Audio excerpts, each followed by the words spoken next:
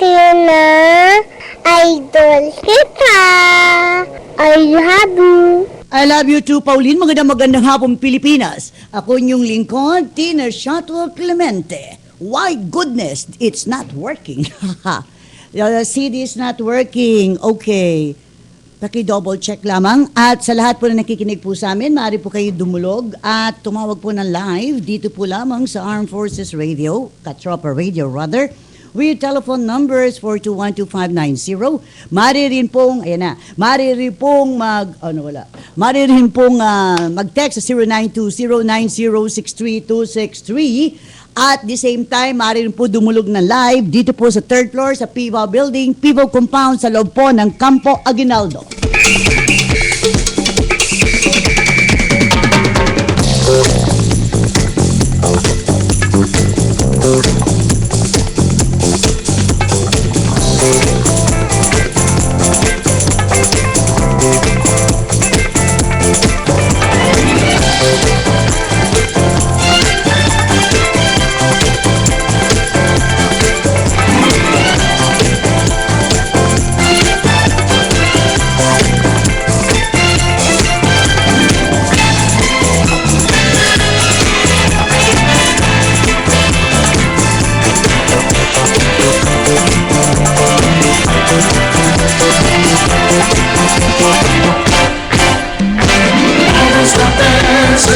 Mula Luzon, Visayas at Mindanao, mga karatig pook, Luzon at lalawigan, sama-sama po tayo sa isang diwa, sa isang puso. Dito po lamang sa programa nilaan, ginukit, inukit para po sa bawat isang Pilipino. Ako po inyong lingkod, Tina Shuttle Clemente, para po sa programang Anghel ng Masa, mula po sa puso ng Armed Forces of the Philippines.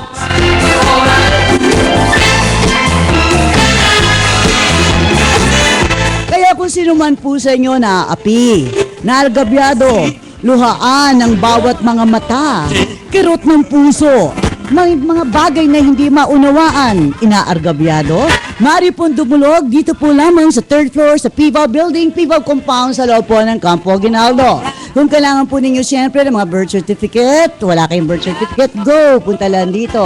Kung ngayon naman ay meron tayong mga kapatiran, siyempre nalulungkot, nawalan ng ating mahal sa buhay, ayan, punta lang po kayo dito para kung makakatulong po kami para sa inyong libre casket, para sa murang pagpalibing.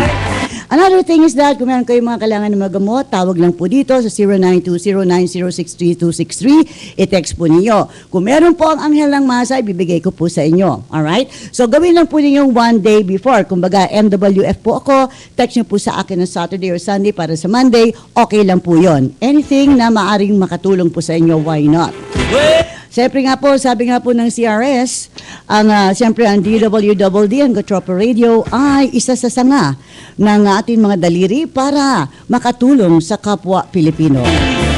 Ang Katropa Radio ay hindi po lamang inusad para sa programang impormasyon. Ang Katropa Radio ng Armed Forces of the Philippines ay sinulong ng DWDD para ito ay maging isang sangang bahagi ng CRS para sa mga sibilyan mula sa pusong kasundaluhan.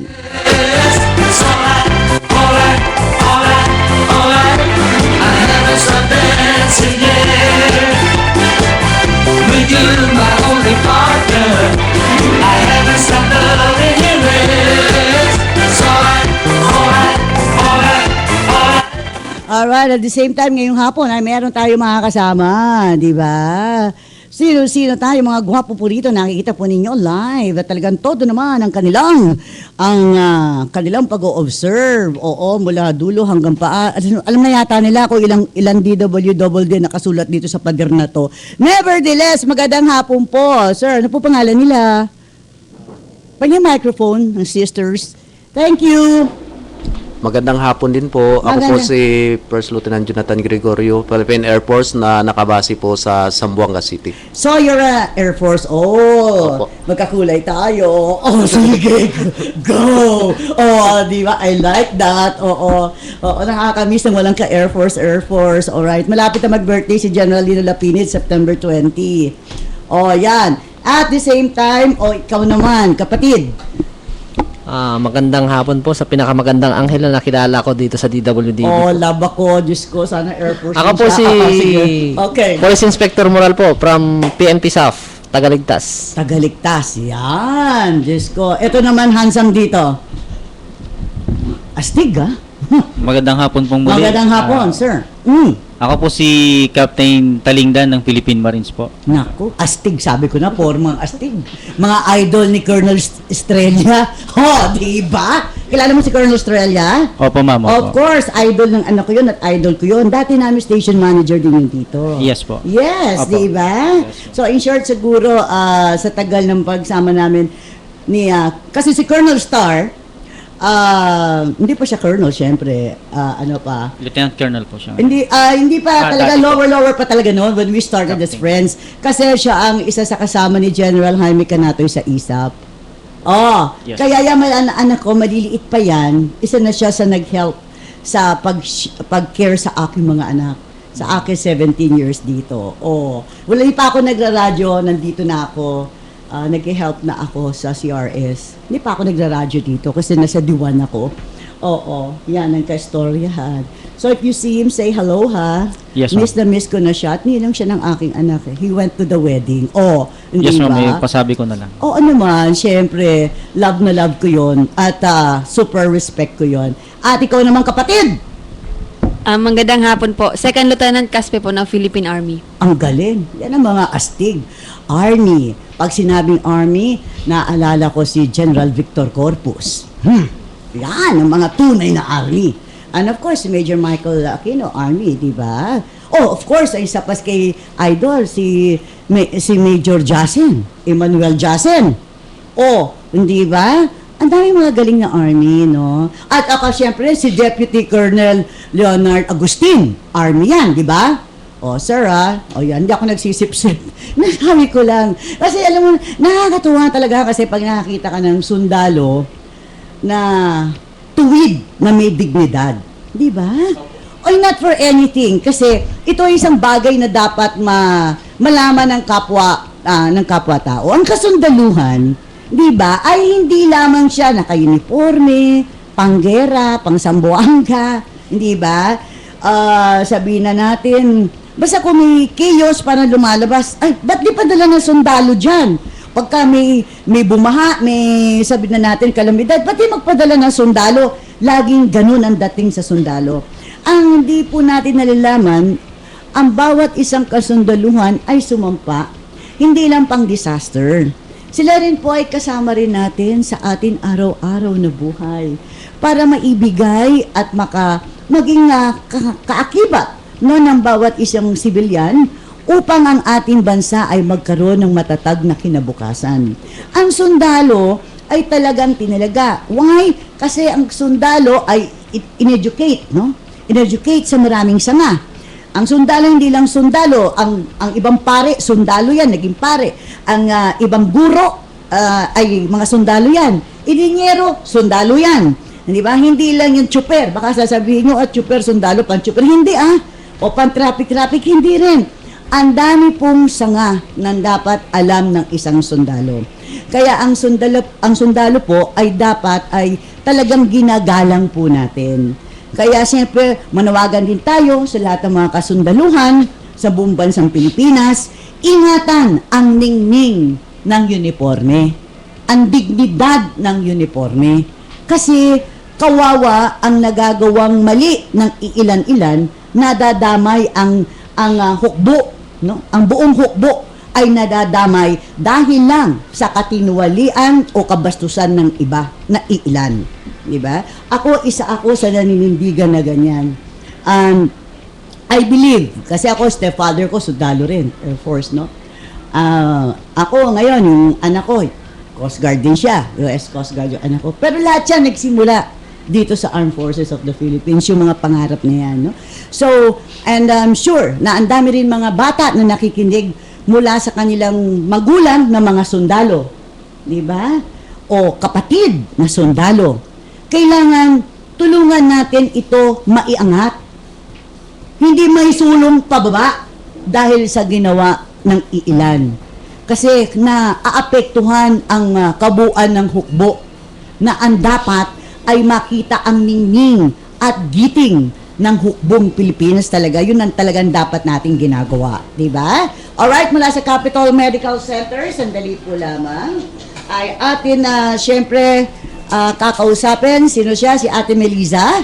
Oo, sa Capital Med. Para naman malaman natin, alam nyo ba na ngayon ay Nutrition Week kasi. Oo. At para malaman natin kung ano mga masasarap at dapat na mga pagkain. Alright. Good afternoon, Miss Melissa. Good afternoon po. Ayan. Welcome to Ang Halang Masa, Tina Shuttle Clemente po. Ayan.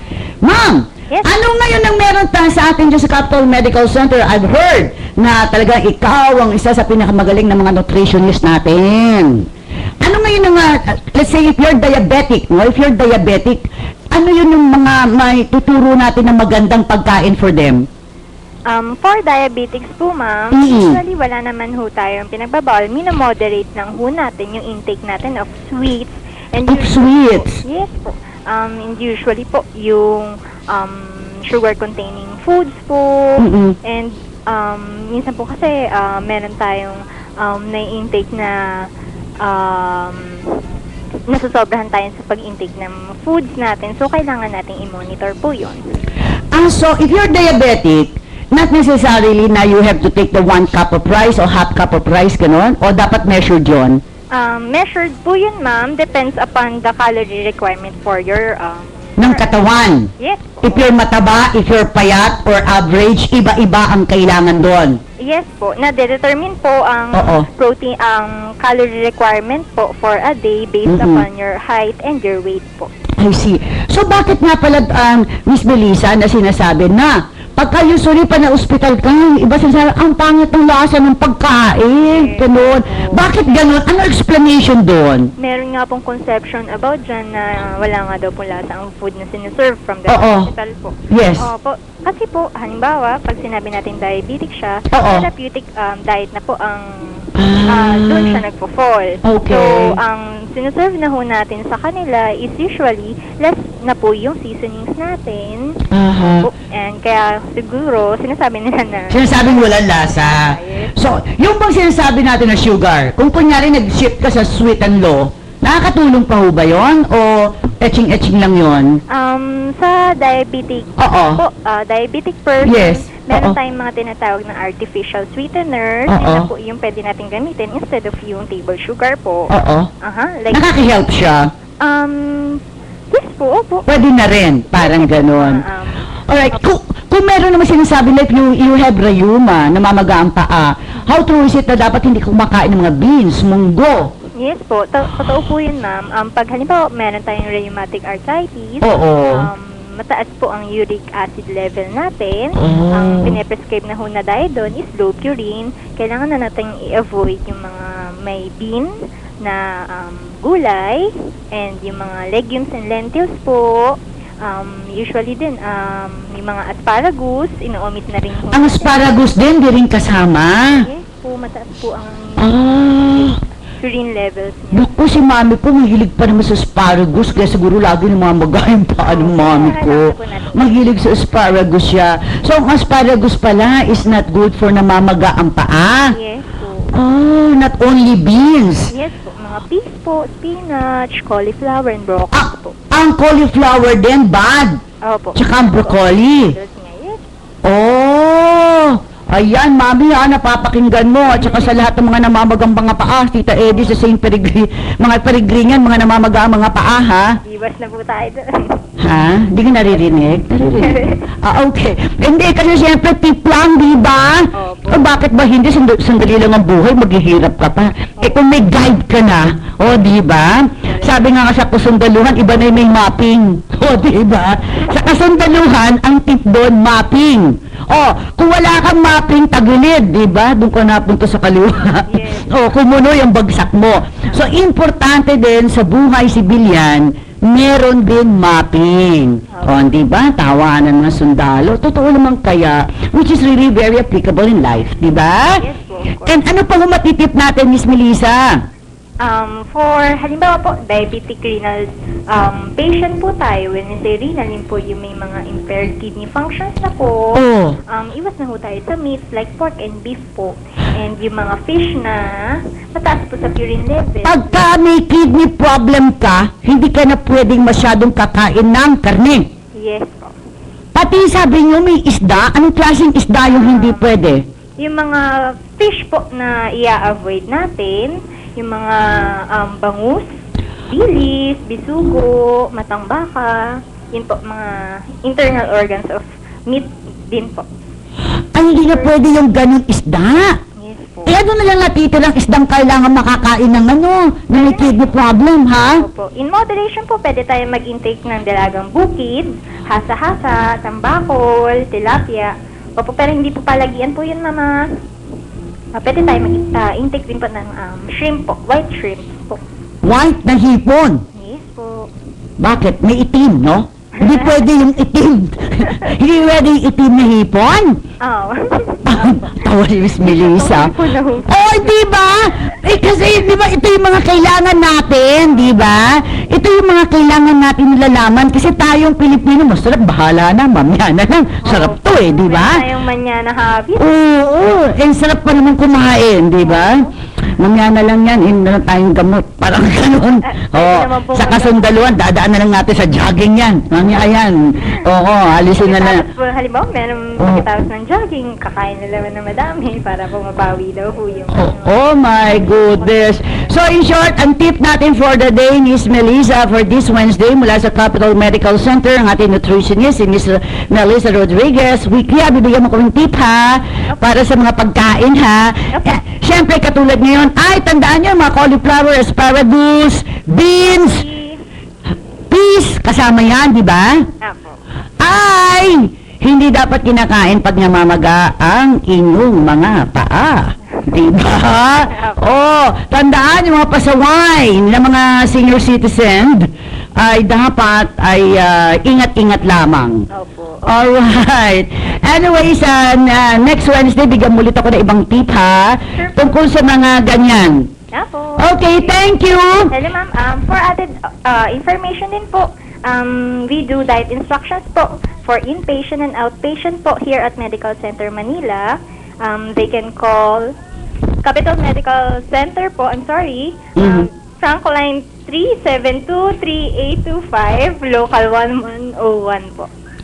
Ang galing ni Miss Melissa. Chismis kita mamaya kay Dr. Telma Navarrete. I'm sorry. Ang galing!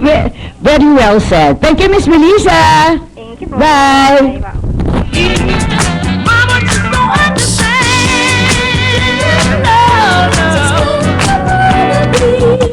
Ayan ang mga tip hack sa mga namamagang paa. Yan. Sa susunod, hahanap din ako ng tip sa mga namamagang bunganga. Alam mo rin na mo magang bunganga? Yung mga chismosa. Namamaga. Ano kaya dapat na ibibigay kong gamot doon? Doon sa mga naninirang puri.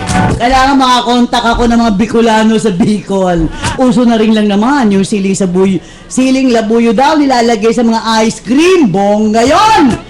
At ganoon din, siyempre, di ba doon sa mga cupcake? Di ba tama yung mga cupcake niyon? Uso ngayon, nilalagyan na ng strawberry, ng sili. Yung red na sili. Have you heard about that? Hindi ka pala katikim. That one in Bicol. They have ice cream in Bicol. Like the ice cream that they have in Singapore. Kasi in Singapore, yung mga sweets nila, yung mga ice cream nila, gano'n, sige parang leche plan, gano'n. Believe it or not, maanghang siya. Parang matamis na maanghang. Well, di ba, maganda rin naman yun, di ba? Kasi talaga mga Bicolano natin, mahilig sa mga anghang. Kung magagawa rin natin ng extra mileage about the sweets, why not, di ba? Well, at the same time, tinatawagan na ni Miss Beth. Miss Beth, pakitawagan na natin ang DOST bago tayo maubusan ng oras para malaman naman natin ano nangyayari pagdating sa Science and Technology Week. Dito sa Anghel ng Masa, kaya lang kasi mabilis-bilis ang dapo. Kasi kundi mauubos-ubos yung oras. Alright. Alright. Kaya mabilis-bilis ang dapo, fast-pacing dito sa atin.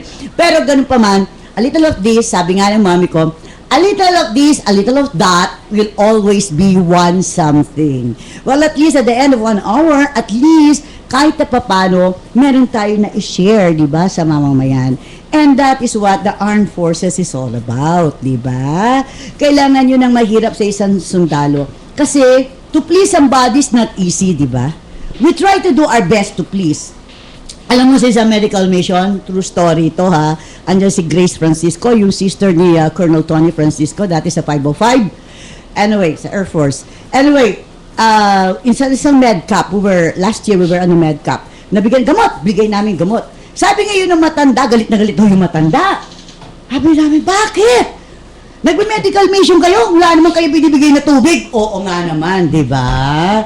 Oo, nabigay lahat. Pero nabigay ko ba lahat ng mga gamot ninyo? Naibigay po ba lahat ng mga gamot ninyo? Oo, lahat. Okay, ay so dapat pagkaganyan, bibigay din kayo ng tubig. Oo, ayun. Kita nyo, so natuto kami. Dapat pala, dun sa medicine department, di ba, meron din bigayan ng tubig. Oh, lesson learned! Oh, di ba? Okay. At ngayon naman, syempre, ito, isa sa aking pinagmamalaki.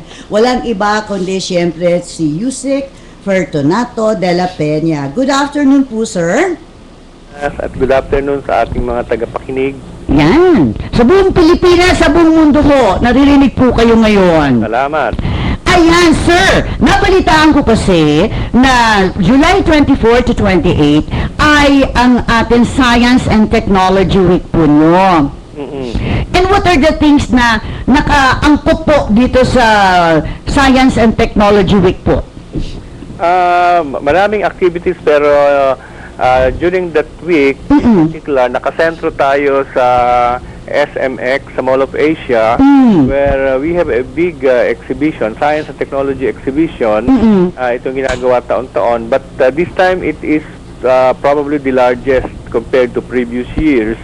At siyempre, doon, hindi lang naman exhibit ang mangyayari dahil halos araw-araw ay may mga ongoing activities na para sa iba-ibang audiences. Siguro para ma-appreciate natin mas mabuti kung ano yung mga magiging activities at kung ano yung mga areas na makikita natin maging sa exhibit o kaya sa mga symposium na at fora na gagawin, kailangan maipabatid natin sa ating mga tagapakinig na una muna, ang team ng ating Science and Technology Week celebration ngayon ay Philippines, a Science Nation. Okay? Philippine Science Nation. Philippines, tapos Science Nation. Just to emphasize the fact that we are now really putting a lot of emphasis on science to help solve problems and also to improve our conditions. So there are 8 particular areas that will be the focus of the celebration. Ito yung tinatawag na 8 outcomes na parang ikinumit ng ating Secretary of Science and Technology at department sa ating national leadership for the period up to the end of this administration. And if you will allow me, Yes, please. enumerate ito 8 outcomes na ating tinutukoy. Una-una na yung improved agricultural activity, na may kinalaman din siyempre yan sa food security. Alam naman natin na sa ngayon ay siyempre paliit na ng paliit ang ating lupa na nakadevote sa agrikultura. At the same time, pataas ng mga inputs, kinakailangan tumaas naman ang ating productivity on a per hectare or on a per peso of investment basis. Dahil yun nga, medyo naghahabol na tayo dahil yung ibang bansa, mas tumaas na yung mga productivity levels nila. So, kailangan gamitan na ng research and development, science and technology, may mga specific crops or commodities na naka-identify dito. Pangalawa, ang ating paghahangad na maiahon sa kahirapan ng maraming Pilipino, siyempre ang kailangan dyan magkaroon ng more jobs, di ba? Yes. It has been proven na yung mga small enterprises, mas madali silang makakreate ng jobs even with smaller investments, ano? Correct. Yes, Compared to large companies. And so, ating pinag-iibayo ang pagtulong sa small and medium enterprise sector through our technology upgrading. Yusek, pwede ko magtanong sa inyo sandali. Sir, bakit ho yung mga coconut natin, nakikita ko sa mga balita, di ba nasisira na po yung mga coconut, and then I've heard na parang may ini-injection dun sa kanyang puno o saan kailangan injectionan para ma-revive yung health ng ating mga buko, ng ating mga coconut trees. How is it right now? How is our science technology is doing out of this problem that we have now in our country? Well, ang nangyari kasi, maraming mga iba't ibang approaches Opo. na propose ang mga iba't ibang grupo ng ating sa sektor na iyan. At gaya nga nung sinulat ni Dr. Emil Javier, Opo. na ating former president of the National Academy of Science and Technology, dun sa article niya sa Philippine Daily Inquirer, ito na yung pagkakataon na gamitan talaga ng intensive research para malaman kung alin talaga ang makabubuti doon sa mga iba't ibang alternatibo. Kasi hindi naman pwedeng i-ignore mo yung mga pinipresent, Correct. mga iba't ibang alternative. At siyempre, ang ating hangarin ma-solusyonan yung problema without creating new problems. Oo. Which is true. Kasi ano ho ba ang nagiging kadahilanan? Bakit ho nagkakaganon yung ating mga coconuts? Is it because of the weather? Inatake sila ng peste. Oo. Bakit ho sinasabing napepeste? Dahil ganun din yung parang sa nangyayari sa mga sa mga manok, ganun, baboy. Talagang may time lang po bang ganun? Nagpapalipat, madali kasi lumipat yung yung peste. Ikaw ba pamilya sa bawa? Ako pamilya ako, yung mga puno ng santol na bigla na lang inaatake ng mga peste. Kita mo yung mga dahon na nangunguluntoy at parang din ganyan yun. Ang tawag dito, hindi ko alam kung insekto ang tawag. Yung sabihin talaga pati mga halaman, di ba? Parang ganun din sa tao, di ba? Yung tao pag na-intriga ay naabot din ng peste dahil sa mga virus ng ibang tao, ganun. Ganyan. Parang ganun. Parang hindi dahil sa weather, hindi dahil sa sitwasyon, para bang ganun lang. Ganon. Ganun lang. Hindi natin alam kung sino nagdala dito yung Hindi natin alam po. Wala dito dati yan. Ngayon nagkaroon na. Maaaring yan lumipat mula sa ibang pinanggalingan. Ganun. Siguro yung mga peste rin pala, parang virus, parang mga chismosa. Yung mga ganun naninirang puri, ba naninirang halaman naman sila. Nakalat ng mabilis. Oo. Kasi hindi ba nakita ko nga sa balita na sinasabi, yung kukulisap daw ay nag-spread ngayon sa mga lansones at saka mangosteen. Have you heard about that? The kukulisap is that one yung, hindi ba ho? Yung ganon? That's the firefly? No. Hindi siguro. Hindi rin ako authority dyan sa kukulisap na yan. Pero, nakita ko lang sa balita dito sa akin cellphone. Mga living organisms na talagang hanap sila ng maatake. So bakit ho sa tingin nyo, because of the science and technology that we have, Undersecretary, bakit ho ba ganyan ang nangyayari ngayon, di ba? Well, pwera na sa tao, di ba? Maraming diferensya, PDAP, yung mga nangyayari. Ganon na rin nangyayari sa aking mga prutas. Mga suspetsak pati dyan, hindi ba, para din yung sakit. Dati wala naman yung mga iba't ibang sakit na yan.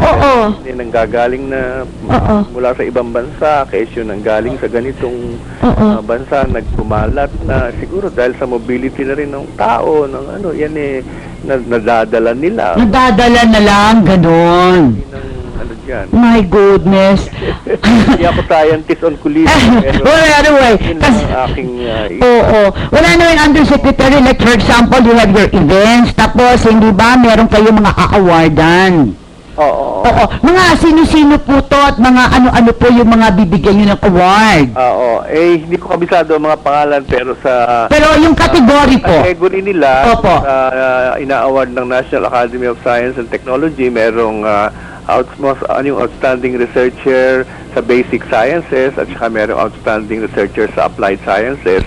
May mga medalyang kasama yan, yung tinatawag na Eduardo Kisumbing Medal for basic science at saka yung Julian Banson Medal for the applied science. Meron din tayong outstanding technology commercialization award, okay, at meron ding tinatawag na outstanding science and Technology Administrator Award. Yun ang Diyos Coro Umali Award.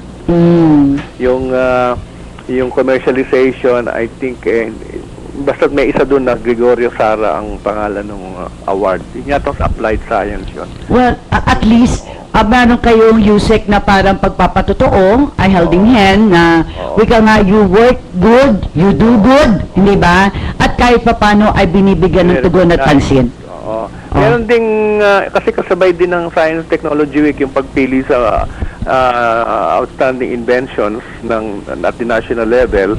So, dun sa second to the last day, July 27, bibigyan din ng award yung mga outstanding inventions at inventors for this particular year. Bibigay yung mga medals ng World Intellectual Property Organization at saka meron din mga monetary awards na ibibigay. Fantastic. Sir, kailangan naman po, minsan po mag-live naman po kayo dito para napapanood din po kayo. Sabihin mo lang. Oo, para po mas malahad po natin, hindi ba? Kasi ngayon pong araw ay patikim ko lang po kayo sa mamamayang Pilipino. Dahil... Ryan, dalawa pa lang nasasabi kong outcome. Short na tayo sa oras. Pwede natin ituloy later on. Well, anyway, I'm sure that I will try to get in touch with you tomorrow. Textan po tayo. Okay. Para po maka-schedule po tayo ng isang magandang mahaba. Okay. Would you like it before July 24? Would you like? Siyempre, oo. Yes, para mas makaayos tayo. Even during that week, kasi in July 24, ang opening namin ngayon kung di ako nagkakamali, araw ng Huwebes. At matatapos the following Monday. So that captured namin yung weekend crowd. Okay. Kasi para mas dun sa mga nakikinig po sa atin, mga nakatutok sa atin, para naman po iba mag-guide. At saka ito will be able na bigyan ng halaga, lalo ng mga kabataan, to study more, learn more. Know what they can share and help in our country and our economy. Hindi po ba? Iba't ibang aspeto. Yes! Merong sa health, merong sa industry, meron sa agriculture, meron sa education, meron sa disaster management and preparedness. So, lahat na yan ay covered. Isang taon pala tayo magkikita niyan, sir, once a week. Nakikita pa silang exhibit na aeroplano doon kasi we are trying to go into R&D and product development that will also cater to the aerospace industry. Correct.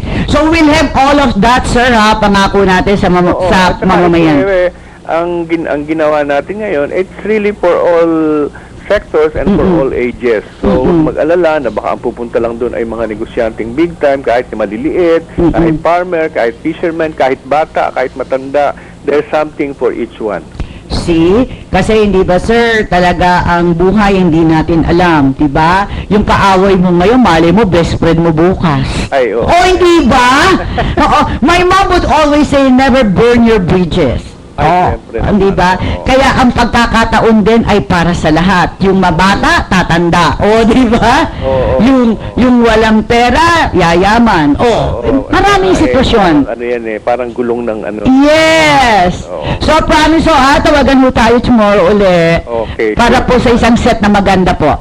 Parting message po, Yusek Fortunato de la Peña. Anyayahan natin ang lahat ng ating kababayan na i-take advantage yung ating Science and Technology Week celebration na meron tayong mga exhibitions na ipapakita at ito ay pagpapatunay na ang ating mga researchers at mga scientifico ay mahihahambing natin o pwede pang sabihing mas mahusay pa kahit doon sa mga taga-ibang bansa.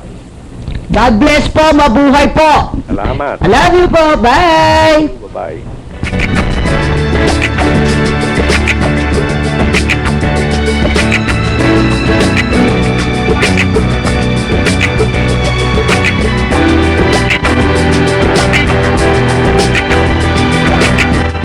Kayo po ay nakikinig kay Tina Shotwood Clemente. Ang programa po ay Anghel ng Masa mula po sa puso ng Armed Forces of the Philippines. Dito lang po sa DWW La Tropa Radio, 1134 sa inyong pigitan. Paano naman, of course, stream po natin, dwwd.com.ph. At para naman po sa telepono, sa mga gusto magtanong, 421-2590, maaari rin po mag-text sa 0920-9063263. O ano masasabi nyo? Mga kasamahan, sundalo. Di ba, learning tayo. There's so many things to learn, di ba? There's so many things to do. Ngayon, masasabi natin, ang kasundaluhan ay isang angkop, di ba? Na isang hukbo na talagang pangkalahatan, di ba? Meron, ikaw talaga, sir, ano ang, you're graduate of what? You're graduate of what? Ground officer, ma'am. Hindi, anong naging course mo? Bachelor of Science in Accountancy. O, kita mo, accountant. Ang dami yan, accountant. Bilang accountant! Ayan. Kausapin natin ngayon si Kuya Lito Bohol ng BIR Pasig. Good afternoon, Kuya Lito! Yes, magandang hapon po sa inyong lahat, lalong-lalo na po sa nakikinig ng Anghel ng Mata. Magandang hapon po. Magandang hapon, Kuya! Anyway, anong balita natin meron ngayon sa BIR? Super busy kayo sa BIR, ha? Oo, kasi bukas, gusto Naku. ko lang po ipaalala bukas, Mm. ang deadline po ng pag-file Ay, sir. ng lahat po ng mga withholding taxes. No? Lahat ng Lahat. withholding taxes. Deadline po bukas. Hala. Oo, yan yung ika-10 araw sa susunod na buwan. So yung mga kinaltasan ng last month, itong buwan ng July, July 10 ang deadline ng filing ng withholding taxes bukas. Hala. Paano yung mga hindi nag-file ng kanilang withholding tax? Ano mangyayari sa kanila? Kung hindi mo sila makakapag-file bukas, Oo. sa susunod na araw, may multa na. Disgrasya tayo dyan. Okay. Ano, di ba? Magkano na ngayon yung pinakamulta nila? Of course, ang multa po, 25% surcharge doon sa basic na babayaran, 20% interest per annum, tax din sa basic na babayaran, at Ako. compromise penalty ranging from 200 pesos to 25,000 pesos depending on the amount of the basic tax. Hala. Kung kunyari walang pera, sir, medyo nadilubyo eh. Medyo, ano. Walang babayaran. Oh. Wala nga ibabayad eh. Kailangan pa rin mag-file.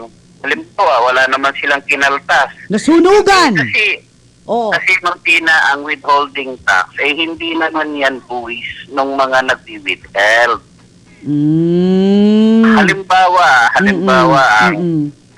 ang Armed Forces of the Philippines, magpapasweldo siya sa mga empleyado.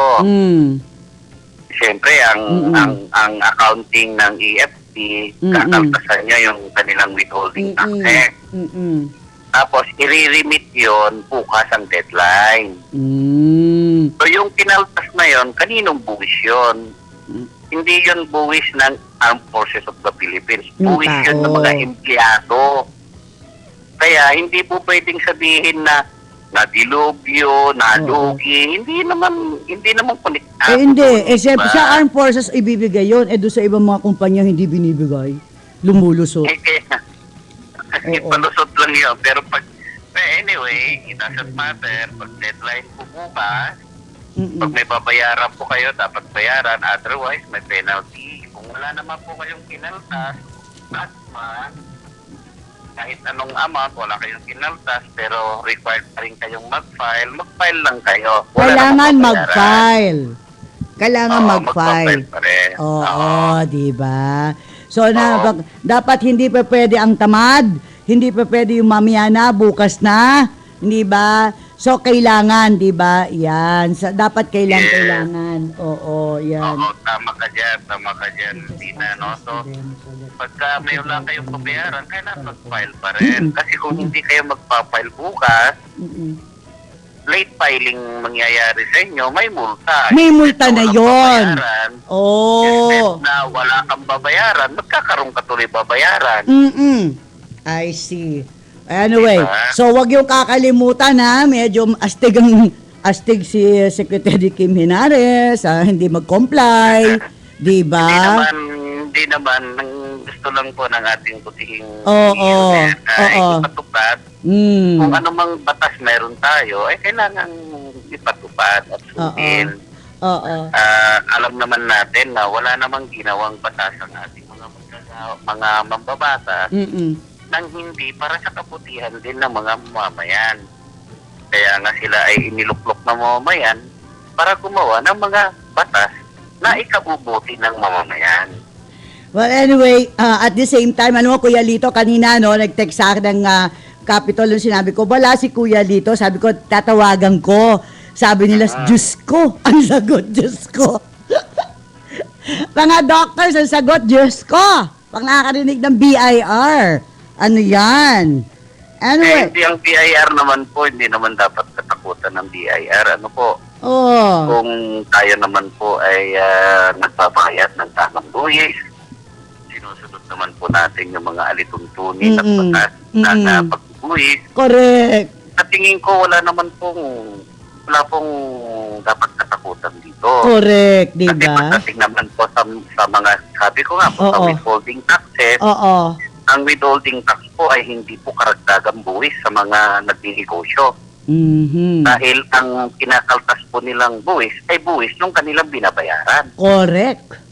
Oo, Diba? yung tumatanggap ng bayad, siya yung nagbabayad ng buwis. Correct. Bagamat, kinakaltas na nila yun in advance at inire-remit naman sa BIR para doon sa taong tumanggap ng bayad, hindi para doon sa taong nagbayad. Correct.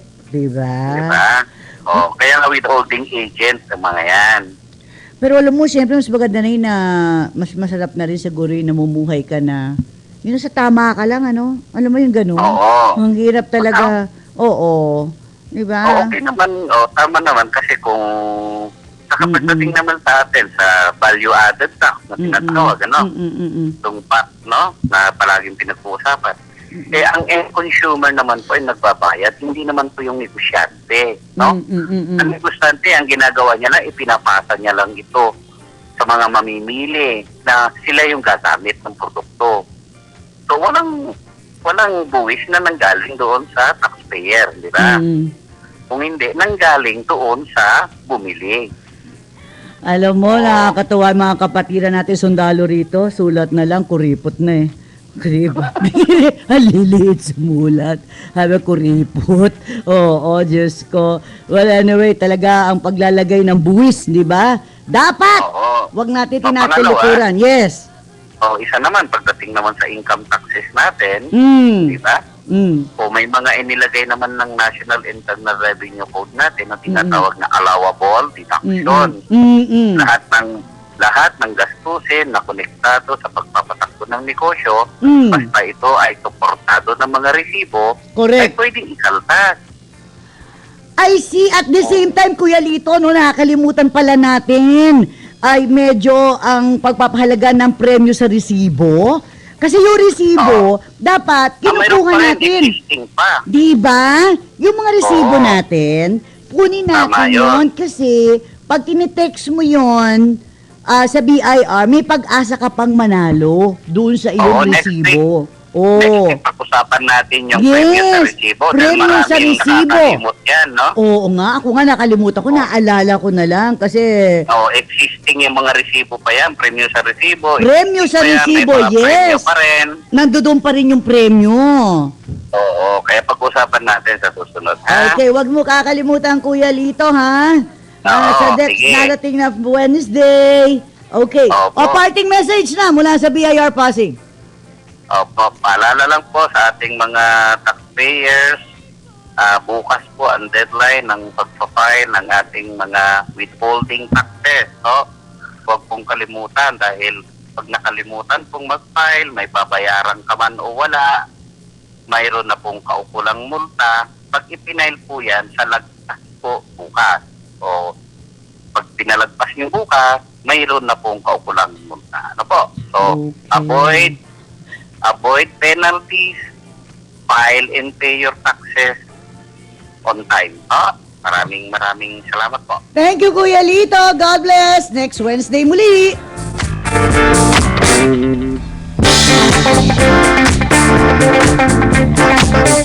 Tandaan po ninyo, kayo nakikinig. Tina Shuttle Clemente. Dito po lamang sa programang Anghel ng Masa ng Armed Forces of the Philippines, DWDD Katropa Radio. So at the same time, parang bawat isa nakikinig, may sinawala kang pera, kailangan medyo nakasmile ka, kasama sa buhay yan. Alright, kung ikaw ay naiinis, kailangan nakasmile ka pa rin. Para naman medyo gumanda at positive ang outlook mo sa buhay. Ang pikon, talo. Ang kakalimutan. Doon sa mga naisahan, sabi nga ni retired General Jaime Canatoy, sa buhay, sometimes, you have to lose. And it doesn't mean when you lose, you lose. Because time will come at the right time. You will win better and greater. Kaya ang pagpapakumbaba ay hindi dapat natin parang ikinahihiya. Kasi the more tayo nagpapakumbaba, the more tayo inaangat ng Panginoon. In what way? Aba, di mo na mamalayan, di mo nararamdaman. Biglang gumanda na yung kapaligiran mo, yung umargabyado sa'yo, naglaho na. Maraming ganyan na sitwasyon. Kaya kahit saan sa nga naman, di ba, ang daming kontrabida at kontrabido. Kasama sa buhay yan di ba? Pag magaling ka, laging may kokontra kasi may inggit. Pagka walang kumokontra sa'yo, di mo naririnig yung pangalan mo, kulang ka pa kasi walang naiinggit sa'yo. Ganun lang yun! Kaya nga sabi, pag ikaw ay naiintriga, that means to say, magaling ka. Kaya Tina Clemente, magaling ka. Well, sabi nga ng lola ko, that makes you a shotwell. Alright, go. Carry on.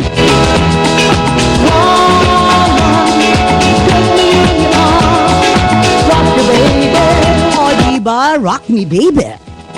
Come on. Yung susunod po sa akin, mamaya, 3 o'clock, puro rockers po yun. Di ba? Puro rockers. Sa FB. Di ba? Oo, puro rockers. Oo. Well, anyway, mga kasama ko, yung kasundaluhan ngayon, rock lang. Yung kasunod, yun ang rockers. Di ba? Kasi, pag sundalo, kailangan rock ka Di ba? Di ba, sir? Sumagot ka naman. Ang ganda ng smile mo. You tell me naman, nandito ka na rin lang. Sa aking harapan, pakitanong in one, just even in a simple sentence, bakit mo naisip maging sundalo, isa kang accountant?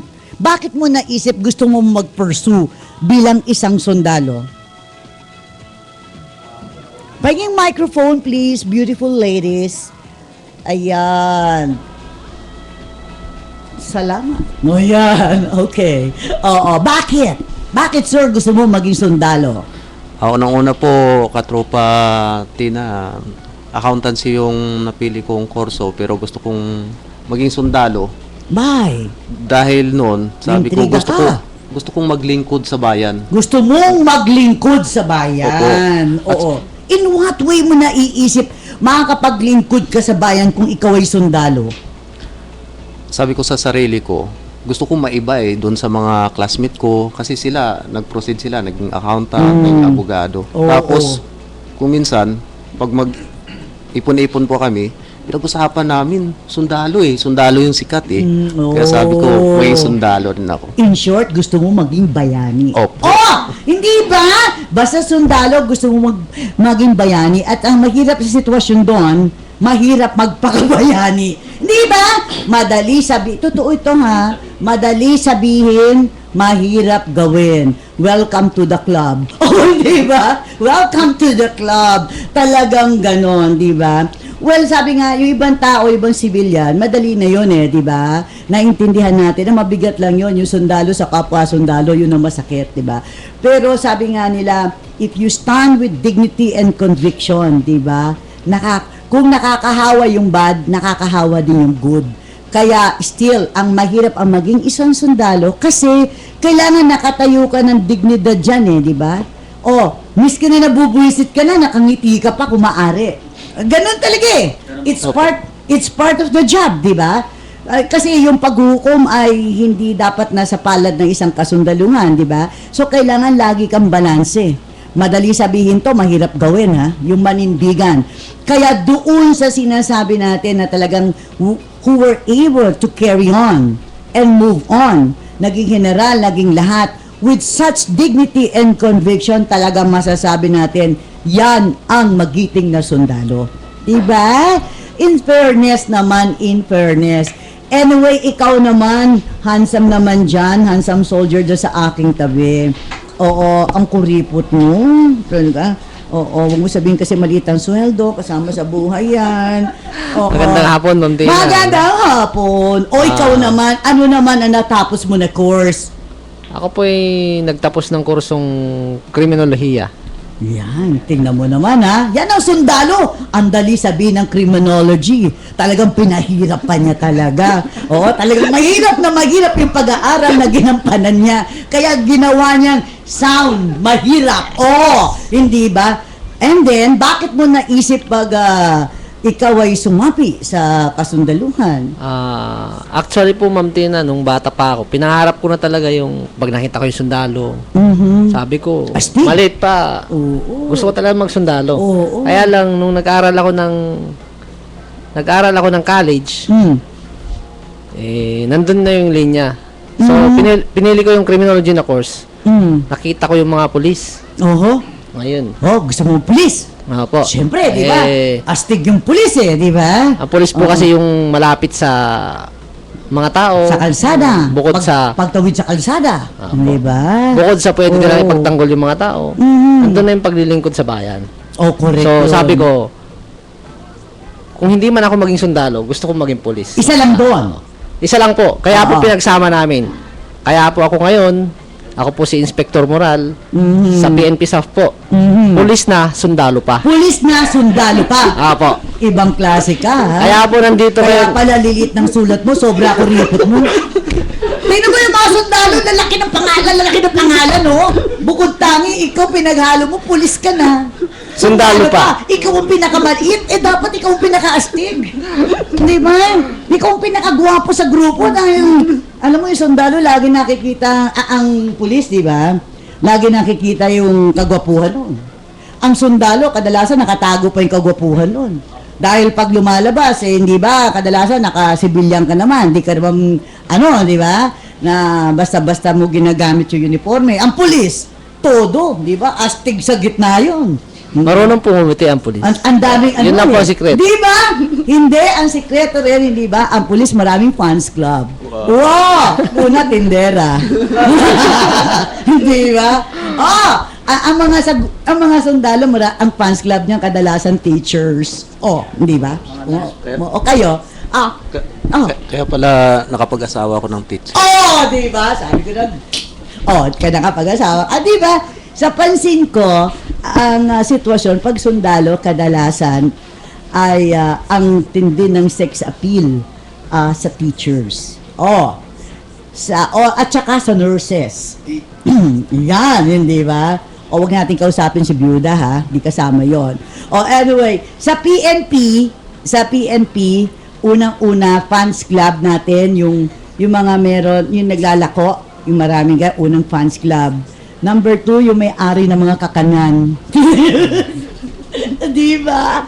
At tapos, pangatlo naman dyan, yung mga nasa tailoring, yung magagaling mananahi. Marami sa kanila may asawa dyan. At sa akin, survey ha. Alam mo naman ako, ma-survey ako Oo. There was a time na I was very close sa PNP also with older projects. Well, during the time of Colonel Max Valiente, sa CIDG, sa mga grupo doon, years back. Kaya, feel ko yung takbo ng PNP. Though I love PNP talaga. Kasi, mabilis ang hukom dun Hindi mo yung mga kasi sa kasundaluhan, matagal lang kasi, sige, sulat natin, proseso natin, ganyan, di ba? Sa PNP, sino? Bakit? Saan? Lika nga, tingnan natin. Ganon, di ba? Ganon kadalasan pag nagpunta ka sa pulis, di ba? Saan? Sino? Saan doon? Anong oras yon? Saan doon? Sino nandoon? Ayan. Sino? Pag medyo hype siya. Aliga, tara na, puntahan natin, checkin natin. Ganon, di ba ang PNP? Opo, Ma'am Tina. Nabanggit nyo nga po kanina yung mga nagmamahal sa pulis, sabi ng mga Wow. tindera. Mahal kayo ng pulis, Opo. kung kayo umano dyan, ha? Lahat po, kung mapapansin nyo yung mga inyong At saka yung mga bata. Opo. O, mga bata tumatawid. Opo. O, mahal na mahal ang pulis noon. Kasi po, Oo. yun nga yung agenda ng pulis. Ang mission po namin ay Correct. nakasalalay sa bayan. Correct. Kung may Diba? suporta ang bayan, nandun ang kapulisyan at kasundaluhan din ng Pilipinas. Correct. At saka hello do sa ating mga highway patrol sa traffic dyan sa harapan ng Krami. Thank you. Ayan, bago tayo maubusan ng oras, sa susunod ha. Sige, kung sa Monday nandito pa kayo, pag susunod, sa Friday nandito kayo, susunod-sunod pa natin ito. Sige, ikaw naman, Hansam, sandali lang. Gusto ko lang malaman anong natapos mo. Ang natapos ko mo may Bachelor of Science Computer Science po. Computer Science. Opo. Aba, ka-friend ka ni Major Michael Aquino, mahilig sa social media. Oh, di ba? Tsaka ni Marlon Magtira, tsaka ni Ian. Oh, yan ang mahihilig niyan, mga social media. Social. Oh, okay. Bakit mo naisip magsundalo? Actually, nung bata pa ako, ma'am, Mm. naisip ko na yon at gusto ko na rin talaga maging sundalo. Itinuloy ko na maging sundalo kasi alam kong masaya ako dito sa trabaho ko kasi passion yun. Alam mo yung passion. Gusto mo, Oo. may trabaho ka na, may permanente pa, secure pa yung pamilya mo. Alam mo, totoo yan. At kayong tatlo, bagay sa inyo ang inyong kurso. Bagay kayo maging sundalo, bagay ka maging pulis. Tsaka nakikita ko, tataas ang inyong mga rangko kasi dedicated kayo. Basta lagi, put your feet on the ground. Kung sino man ang inyong creator, sino man ang Panginoon Diyos Ama, basta give your loyalty. Ako sa akin, ganun lang ang mapapayo ko. Kasi maraming tukso Yes, diba? opo. Maraming tukso. Pero pagka nanindigan ka, putting your feet on the ground, hindi ka makokuryente ng mga tuksong sibilyan. Diba? Opo. Ikaw naman! Hi! Hello po, ma'am. Oh, ano ang storya ng buhay? What's your name? Second Lieutenant Caspe po. Okay, bakit? Anong kurso ang nakuha mo? Mahabang usapan po, ma'am. Aliksa mo lang, sa oras natin. Nakapag-college po ako, 2 years. And Oh, then, after, nung nag-17 na po ako, nag-take ako ng exam pa PMA. So, yung natapos ko is BS, Military Science. Galing. Ayan ang sinasabi ko. Hindi ba? Well, and talaga yun na talagang gusto mo. Opo. Okay, so you're very lucky at nakuha mo kagad yung gusto mo. Di ba? So the point there is that manindigan ka dyan sa iyong kinusto. And hopefully, na in the future, panikita tayo muli, we'll see each other with a nice smile. O hindi ba? Tandaan na walang limutan nito ha, forever and ever. Okay? So narito na nobina natin, Saint Peregrine, lalakas, gagaling, dadami sa sobrang pera, Jesus help me, thank you for all. Go Eleanor!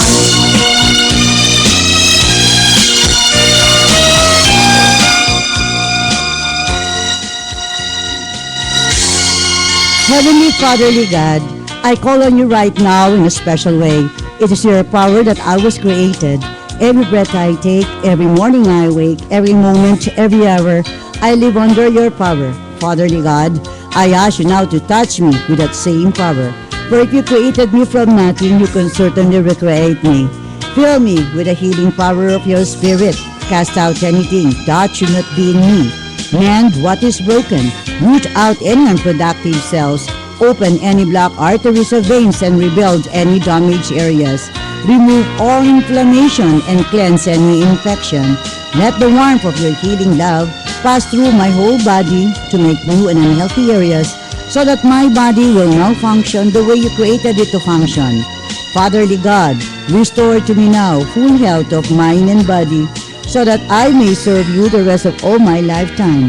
I ask you this to Christ our Lord. Amen. Personal kong paniniwala, debosyon na kumpleto na. Jesus help me, thank you for all. Sabay-sabay po tayo ngayon humingi ng ating kanya-kanyang prayer request ngayon na. Saint Peregrine, pray for us. Lalakas at gagaling ang lahat ng mga may sakit sa minutong to. Jesus help me, thank you for all. Saint Peregrine, pray for us. Dadami sobra ang pera ko ngayon na. Jesus help me, thank you for all. Saint Peregrine, pray for us. Loobin po ninyo ang lahat ng humingi ng kanya-kanyang prayer request ngayon din bigyan daan, kaparaanan at pagpapakitoo. Jesus help me, thank you for all. Mari po tumawag sa 851-1610. Hanapin lamang po Mama Ching Jimenez, JJ Jimenez or si Tita Eddie para po sa inyong special prayer request. Well, it's time for me to say goodbye for now. At sa lahat po nakikinig po sa amin, loobin nawa ng Panginoon Diyos Ama na ang bawat isa po sa atin mabasbasan ng kanyang pag-ibig at walang hanggan na pagmamahal at pananalig sa bawat isa sa atin na kanyang nilikha. Basbasan nawa ang bawat isa sa atin sa mga minutong ito ng taus-pusong buhos na kanyang ngiti ng pag-ibig sa bawat isa. Hanggang sa Biyernes po muli, we love you all and God bless. Mabuhay Pilipinas! Tina Shuttle Clemente po ang inyong lingkod. Ito ang DWW 1134 kHz. Balita, impormasyon at musika.